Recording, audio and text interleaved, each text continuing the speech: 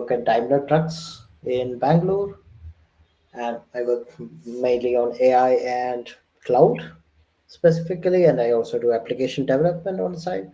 And about my talk, I'll be mostly talking about advanced tool use for LLM agents and with an example of how to create videos using an agent. And yeah, going forward. So first thing, just an introduction to agents. Um, like we were introduced to language models in the late 2016s, and then we were introduced language models were introduced in public when ChatGPT came out in 2021. And like essentially a language model is a probabilistic model that it generates text when you ask a question. Like you can ask a question or you can ask it to do something and it gives you something.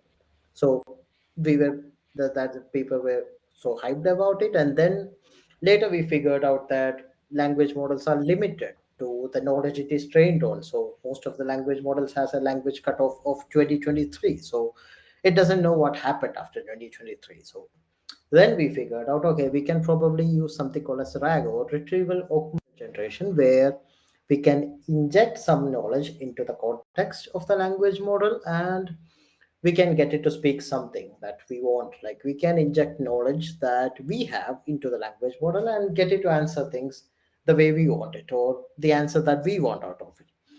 Then so that was cool. People were building chatbots out of it, and like that's it. That's pretty much it. People can do stuff with their knowledge, and it can essentially make a chatbot or something else that generates text. Then, like later, we figured out that what would be more cooler than something that speaks.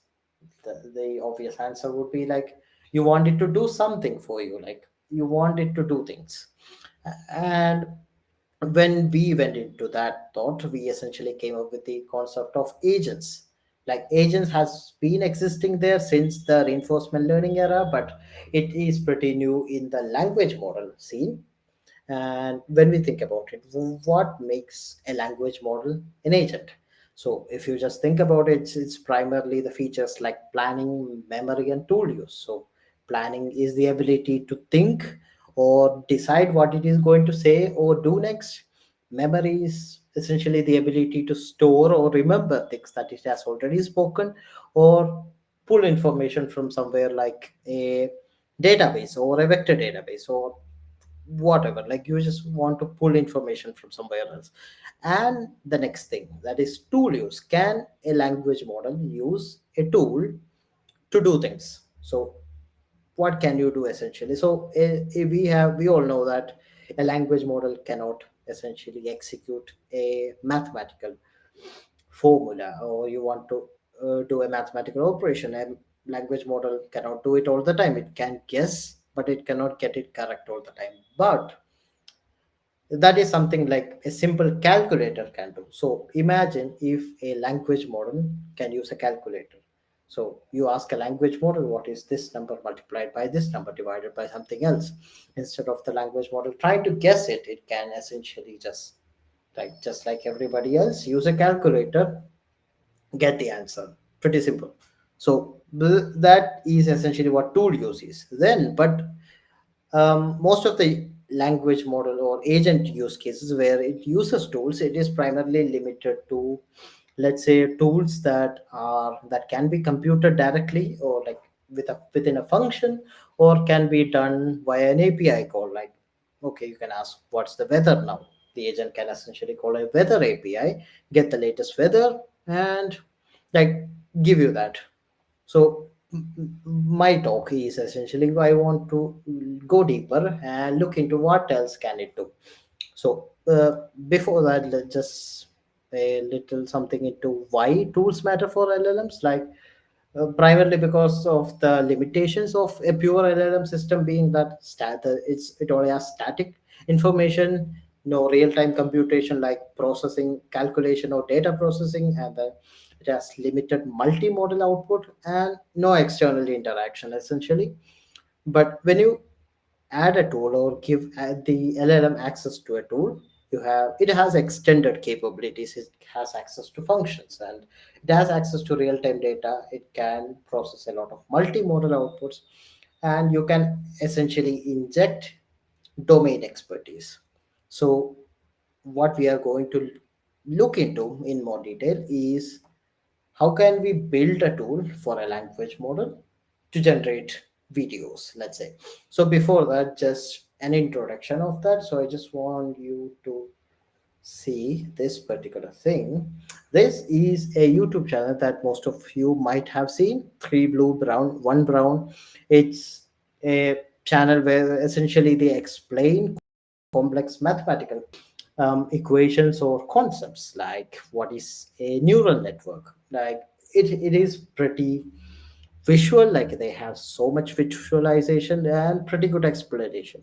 But if you know that this thing runs on a package called Manim, this is something that was built by the guy who runs the channel. So this thing is the Pythonic way of creating videos programmatically. So you can essentially, like, if you just look into maybe the tutorial of this thing, you can, let's say, like, let's see, you can see that you can program a video, you can write code and then it renders a video for you. So this is something that is built by the guy who runs this channel, and this is pretty cool, like you can write code and get a video. So when we come back to our topic, like, can we build a tool that generates a video? So before that, a little insight into Manim. Manim is like mathematical animation engine. It's a Python library, and key features, like it can do a lot of mathematical graphics. It has latex integration, which means you can write all sort of equations into it. You can create animations, you can like create scenes and then combine them to create a video, and then you pretty much have like all quality of output from 720 pixel to 4K, so you can generate all sort of video out of it. And it's primarily used by three blue brown for creating videos. And yep, so let's get into maybe the demo. So before into the demo, this is something I just cooked up in the last few days, so it's not perfect yet, so it's kind of half cooked, but I just want to show you how it looks like. So the agent, let's say the agent want to, like, let's say we agent has the features of memory, tool use, and planning. So how does a video generation works? First, you have to decide what you want to build the video on, and then like you tell the agent, okay, I want a video based on this topic. You give the topic to the agent. What the agent essentially does is it plans the video. How does it want the video to look like? Okay, introduction and then some content and maybe some questions, and what animations to go in. Then the second step is, this script you have to convert into a Manim script. So which means that you have to plan each scenes. So what each scenes look like. Then once you are done with that, you have to essentially write the Manim code for each scene. So each scene will have a piece of code that looks like this. Each scene is essentially one piece of video. So if you want to draw a circle, one scene is essentially drawing a circle. And then later you want to animate the circle. That's another scene. If you want to do a transition, another scene. So you have to plan each scenes and then do that. So once you have planned each scenes and then you have wrote the Manim code, you essentially have to stitch them up, and then like once you have done that, render the video. So that's pretty much the entire flow of how it looks like. So this is like kind of the entire code for it. I have written some custom methods to plan the scenes, and then once you are done, then it writes a Manim code. There is a boilerplate here, it just replaces this with the original code. And this is some custom code that I have wrote to process each step. This right now it doesn't have any audio, but it would be cooler if I have added an audio, which I am currently working on. Like I will plan to add a text to speech module into this thing. And then finally, a render module. So how do you render a Manim video? So if you want to see that, like, you can, there is essentially a CLI command called manim-pql, then the Python file name and the class that you want to render. So this is how you pass a scene. So if you want to use this as a tool, you essentially have to use your Python script to run this command dynamically for every scene, then stitch them up. So that's what essentially this code does. I'll share with you after the talk, and yeah, we can go into the demo. So essentially this, I can show you something like this is how you do it. You can just pass. Okay, so for first example, let's just pass Pythagorean theorem. I just want to, let's say, see a video made out of it.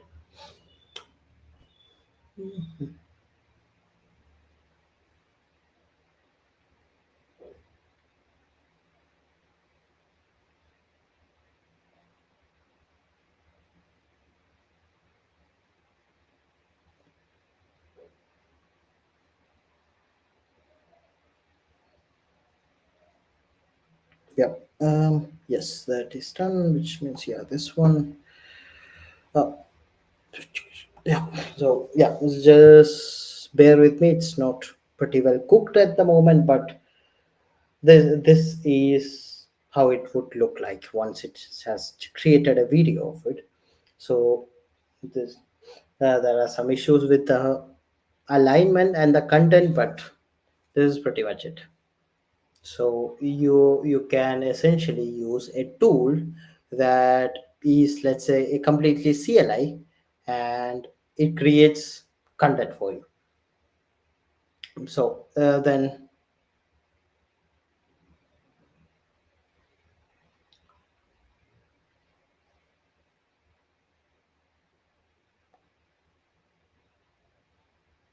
and yeah, it kind of follows the same style of three brown one blue. And yeah, again, why does this matter?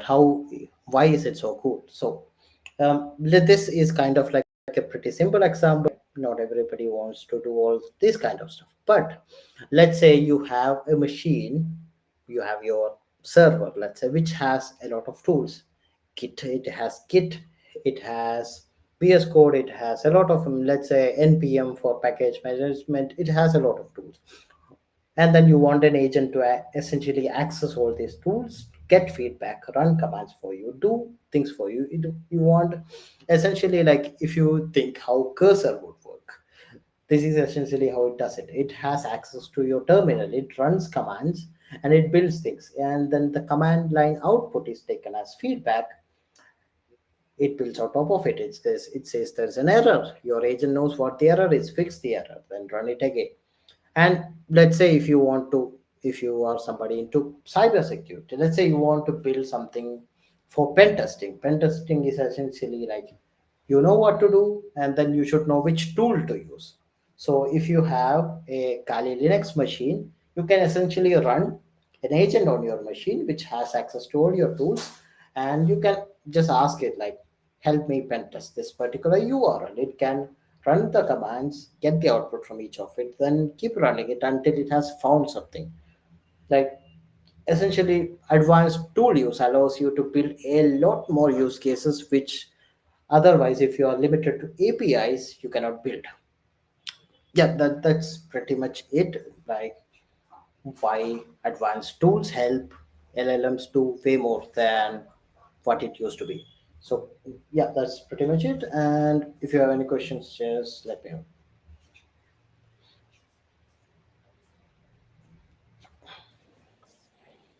So, as I can see, we haven't any questions. I can start recording.